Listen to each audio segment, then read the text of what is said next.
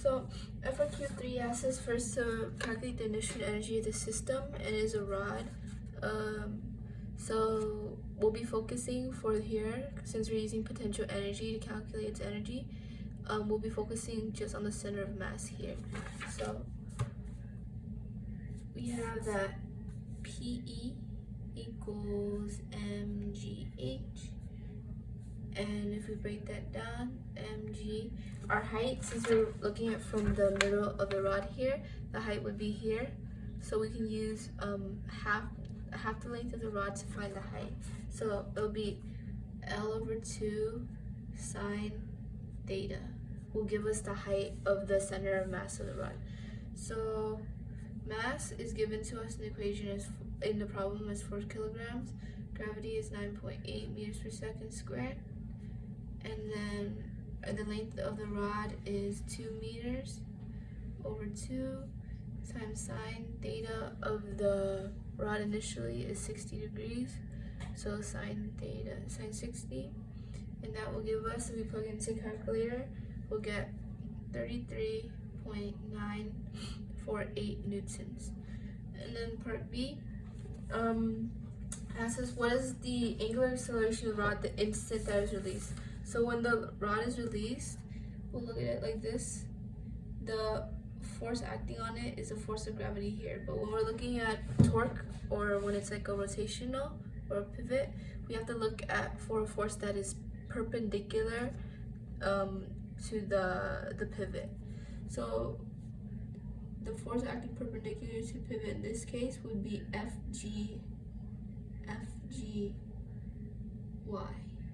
So FGY, if this is FG and this is an angle here, then FGY equals FG cosine theta, which is mg cosine theta. So we're using a net torque equation. Net torque equals inertia times angular acceleration, and break that down. The force perpendicular, torque is the force acting perpendicular times r, which is the distance that the force is acting perpendicular from the pivot, equals the moment inertia of a rod on its end is 1/3, rotating about its end is 1/3 mass of the rod times the length of the rod squared, and then angular acceleration, we'll leave it be. So to isolate for angular acceleration, we'll divide both sides by 1/3 ml squared. So we have angular acceleration equals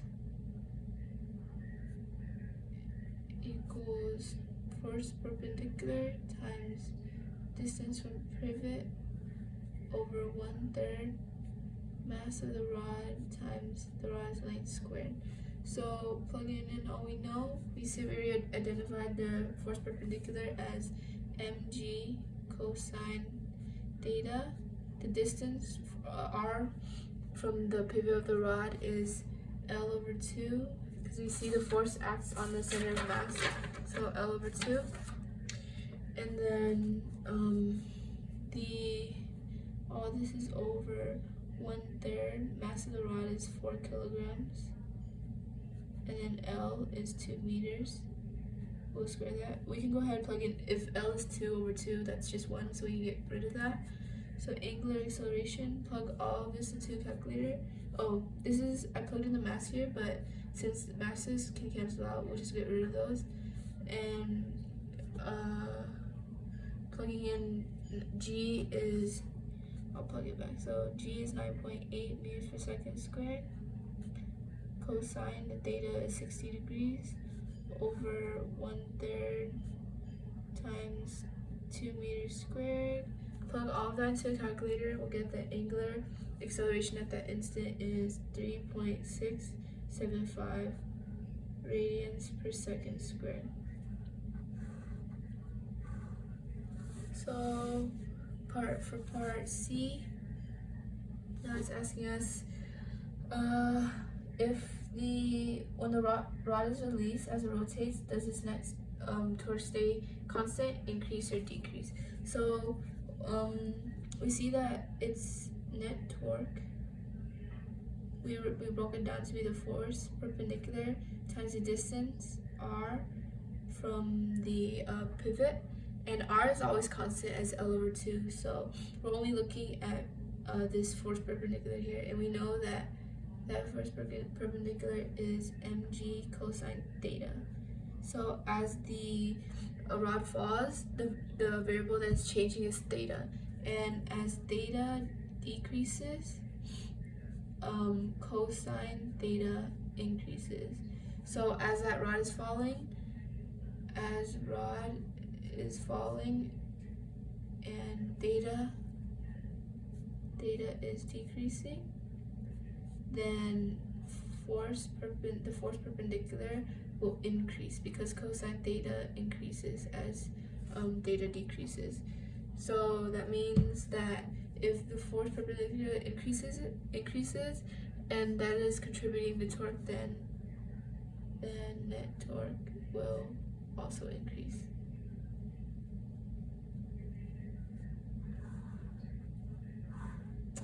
And then part D, it asks us to rank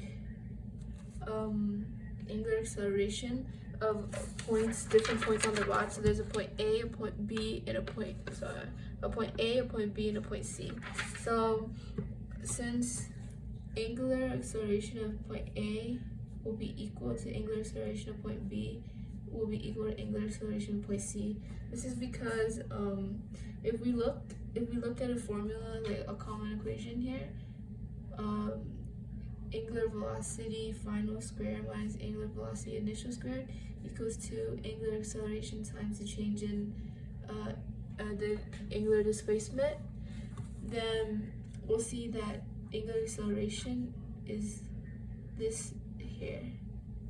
And we also know that the angular velocity of any point on a rotating object must stay the same, and since the displacement is also the same for any point on an object, then angular acceleration will be the same. And for part E, it's asking us about angular velocity, which we'll use to also reinforce what we set up here. So angular velocity of point A is equal to angular velocity of point B is equal to angular velocity of point C. And this is because angular velocity is angular displacement over time. And time is always the same for a rotating object. And angular displacement is the same for any point on a singular rotating object. So both these statements here come from the fact that angular displacement is the same for any point on a rotating object. Doesn't matter if it's closer or further from the axis because it's going by the angular displacement. So that's D and E. And then F, it's asking us about acceleration tangential now. So with acceleration tangential for A will be less than acceleration tangential for point B will be less for acceleration tangential for point C. And this is because acceleration tangential equals angular acceleration times the distance that the point is from the axis. So we know that angular acceleration stays the same, but the r's of each point are different. So the distance of each point is different. See, A is closer than B, and then B is closer than C. So R of A is less than R of B, which is less than R of C. So acceleration tangential will follow this.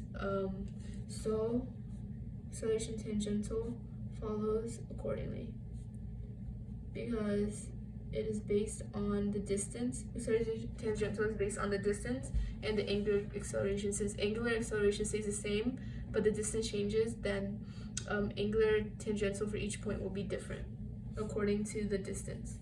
So, and then that's for part G asks about centripetal acceleration. So the centripetal acceleration of point A is less than the centripetal acceleration of point B is less than the centripetal acceleration of point C.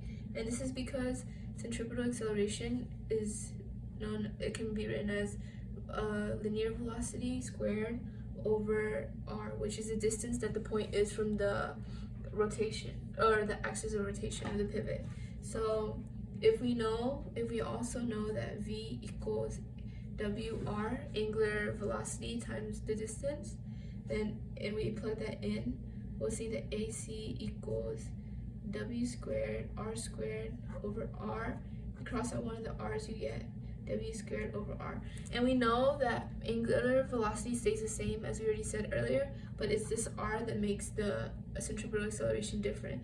And since r of point A is less than r of point B, which is less than r of point C, then angular centripetal acceleration follows the same. So that is part. Moving on to part H now. It wants us to calculate the time it takes for the rod's position to be perfectly horizontal. So to do that, we're going to be using conservation of energy first to find the velocity of the rod when it is at an angle of 0. So part H, we'll start off with potential energy initial of the rod is equal to kinetic energy final rotational of the rod, because it's rotating. The object is rotating, so KE has to be rotational.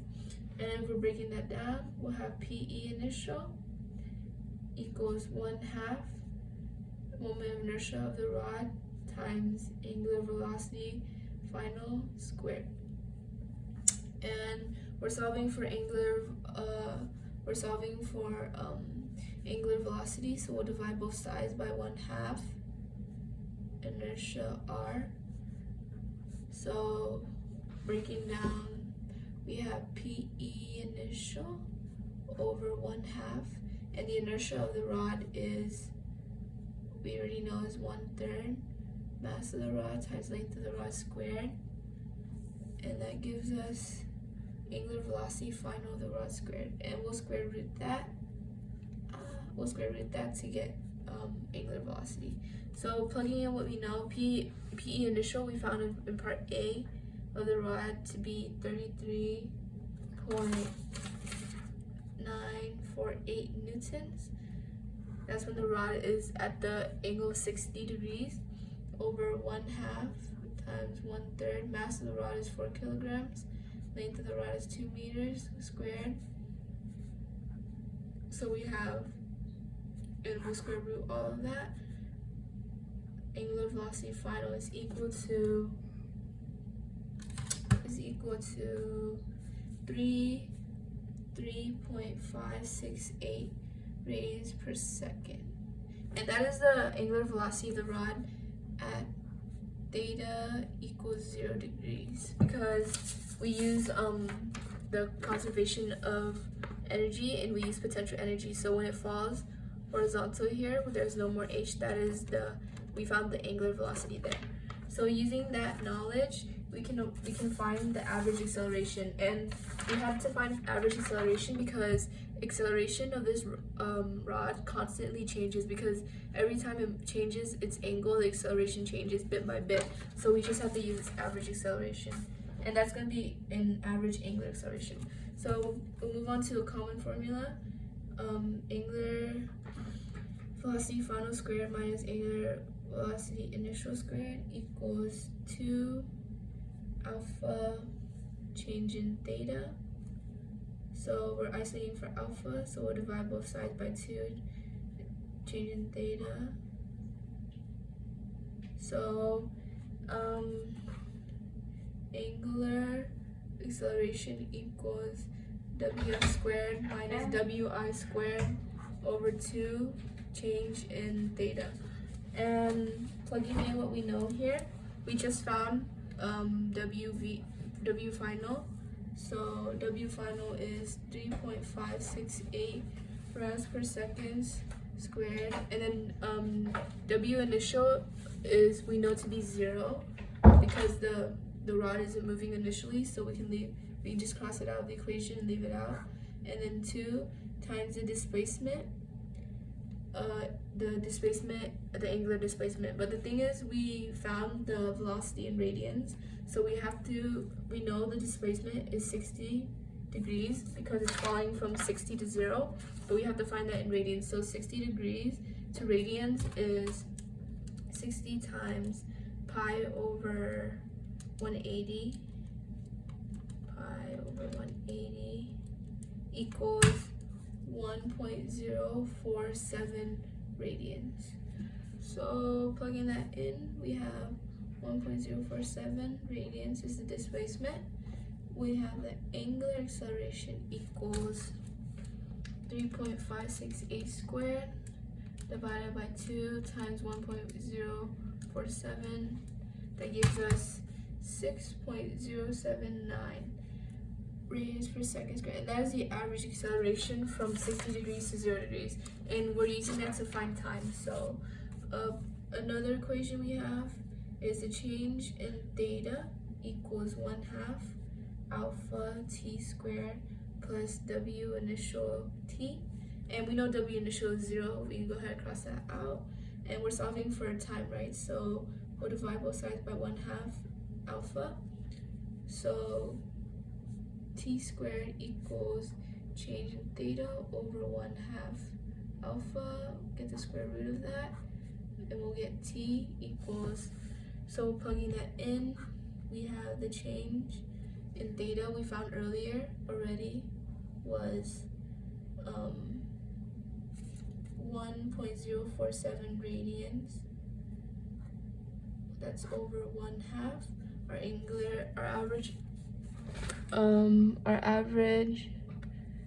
average angular acceleration is 6.079 radians per second squared. So that gives us t equals, plug it into the calculator, we'll have t equals, I don't have space, so moving on, t equals 0.587 seconds. That is the time it takes for the rod to go from 60 degrees to 0 degrees. So moving on, grab another piece of paper for part I. It's asking us now to find the time that it takes for the rod to go from about 30 degrees to 0. So to do that, we're going to use what we know already. So we know that time from 60 degrees to 0 degrees is equal to the time it takes for the rod to move from 60 degrees to 30 degrees plus the time it takes for the rod to move from 30 degrees to 0 degrees. And this is what we're trying to find. So we'll isolate for this variable. T from 30 to 0 degrees is equal to t from 60 to 0 degrees minus t from 60 to 30 degrees. So we already know t from 60 to 0 degrees. We just found right now in part H is 0.587 seconds, but we don't know t from 60 degrees to 30 degrees. So that's the first half that we have to find now. So to do that, we'll just plug in, we already know that the equation for finding time is the square root, as we found here, it's the square root of angular displacement over 1/2 angular acceleration. So angular displacement over 1/2 angular acceleration equals t. So we plug in, now we're changing, so instead of being the displacement, instead of being 60, it's from 60 to 30, so that's only 30 degrees.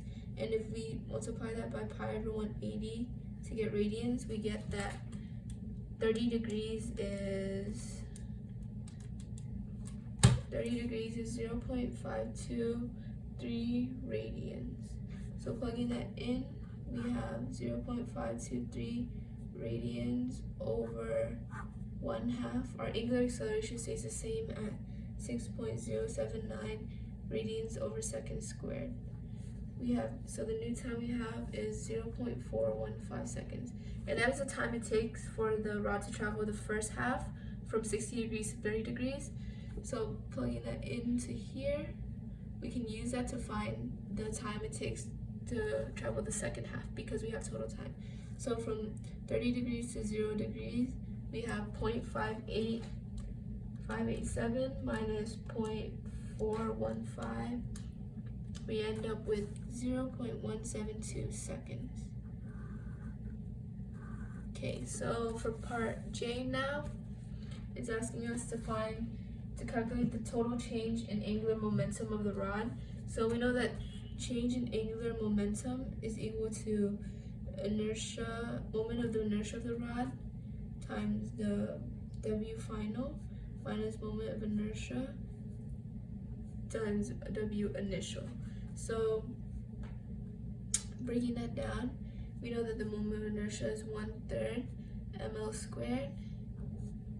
I'm probably gonna have room, I'll move this down here. So 1/3 ml squared times W final, which is W final would be at 0 degrees, and then W initial would be at 60 degrees.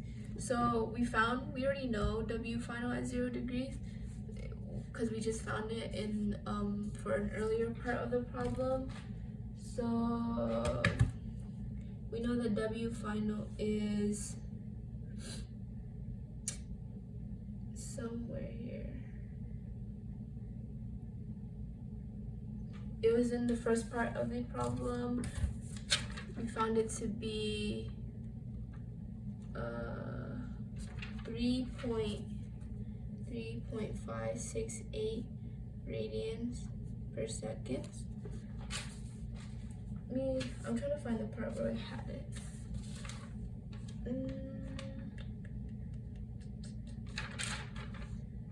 Oh, right here.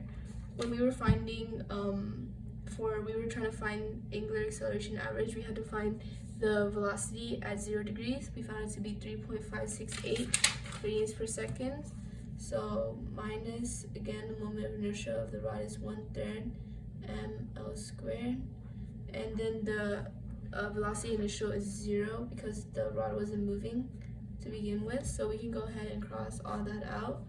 That'll leave us with the change in momentum is just equal to 1/3.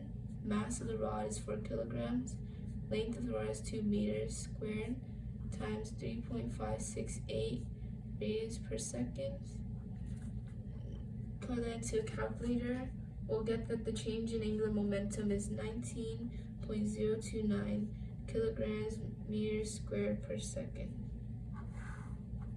And that is it for FRQ number 3.